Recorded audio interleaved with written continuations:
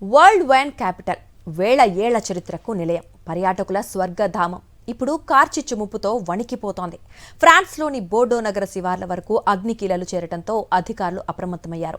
లక్షలాది మంది సురక్షిత ప్రాంతాలకు తరలిస్తుండగా అధ్యక్షుడు మెక్రాన్ అత్యవసర సమావేశానికి పిలుపునిచ్చారు.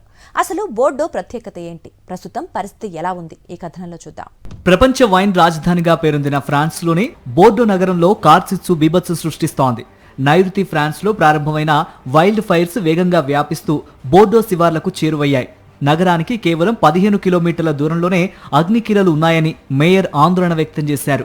మంటలు సిటీలోకి ప్రవేశించకుండా అగ్నిమాపక సిబ్బంది యుద్ధ ప్రాతిపదికన సహాయక చర్యలు చేపడుతున్నారు. చారిత్రక సంపద, ఆర్థిక వ్యవస్థ, పర్యాటక రంగాన్ని కాపాడేందుకు నిరంతరాయంగా శ్రమిస్తున్నారు. బోర్డో పేరు చెప్పగానే ప్రపంచ ప్రసిద్ధ వైన్ గుర్తుకొస్తుంది. దాదాపు 2000 ఏళ్ల క్రితమే రోమన్ల కాలంలో ఈ ప్రాంతంలో ద్రాక్ష సాగు ప్రారంభమైంది.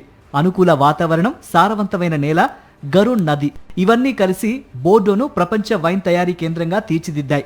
ఇక్కడి వైన్లు ప్రపంచవ్యాప్తంగా ఎగుమతవుతూ ప్రత్యేక గుర్తింపు పొందాయి.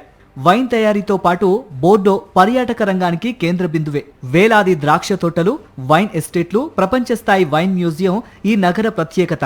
గరోన్ నది ఒడ్డున ఉన్న port of the moon UNESCO ప్రపంచ వారసత్వ ప్రదేశంగా గుర్తింపు పొందింది. వాటర్ మిర్రర్, చారిత్రక భవనాలు, షాపింగ్ వీధులు, స్థానిక వంటకాలు ప్రపంచం నలుమూలల నుంచి పర్యాటకులను ఆకర్షిస్తూ ఉంటాయి. ఇక యూరప్లో కార్చిచ్చు తీవ్రత రోజురోజుకు పెరుగుతోంది.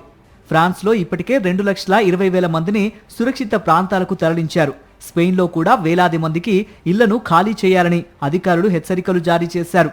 తీవ్ర ఉష్ణోగ్రతలు, పొడి వాతావరణం కారణంగా మంటలు వేగంగా వ్యాపిస్తున్నాయని చెబుతున్నారు. మరిన్ని అప్డేట్స్ కోసం ఛానల్ ను సబ్స్క్రైబ్ చేయండి. నోటిఫికేషన్స్ కోసం బెల్ ఐకాన్ పై క్లిక్ చేయండి.